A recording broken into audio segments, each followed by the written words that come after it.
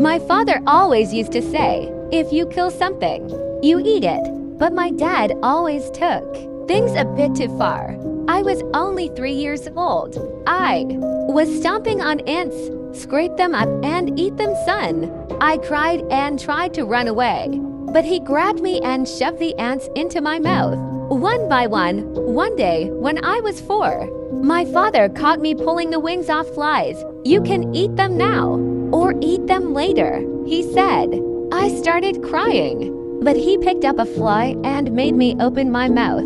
He dropped it in and forced me to swallow it. When I was 6 years old, I made a bow and arrow out of a stick and a piece of string. I was running around the backyard, shooting arrows into the bushes. When a bird flew by, I accidentally hit it, and it fell to the ground at my feet. My father was watching at the window. Bring it inside, he yelled. My dad made me watch as he plucked off all the feathers, cleaned the bird and gutted it. Then, he tossed it in a pot of boiling water.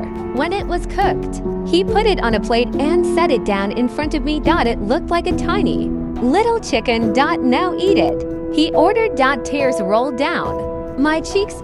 My father stood over me and made sure I ate the whole thing. My dad wasn't all that bad. He bought me a puppy for my 8th birthday. A few months later, he decided to teach me how to drive. As we were backing out of the driveway, I heard a crunch and hit the brakes. We got out of the car, and when I saw my beloved pet dog squashed under one of the rear wheels, I fell to my knees and burst into tears. You know the rules, my dad said. I started shaking my head and crying. No. My dad picked up the dead dog, but I took off running into the fields. I spent the next 2 days sleeping rough in the woods. On the 3rd night, I waited until it was late and all the lights were out. Then I climbed in the kitchen window as quietly as possible and looked in the fridge. All of a sudden, I heard my father's voice coming from the darkness. Your dinner's on the table, he said. He flicked on the lights and nodded to a big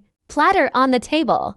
There lay my pet dog, roasted to a crisp with an apple in its jaws. I tried to run, but he grabbed me by the scruff of the neck and pushed me down on a chair. I couldn't stop screaming and crying, but he didn't care. Picking up a knife and fork, my father carved pieces off the dog and put them on my plate. He made me eat until I felt my stomach was about to burst. Then and there, I began plotting to run away. Early one morning, just before dawn, I got dressed and packed a bag. I quietly opened my door and tiptoed into the hallway.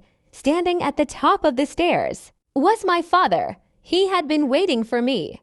Going somewhere, he chuckled. I tried to run past him, but he stepped in my way. I accidentally slammed into him and he lost his balance. He tumbled down the stairs and landed at the bottom with a dull thud. His neck was twisted.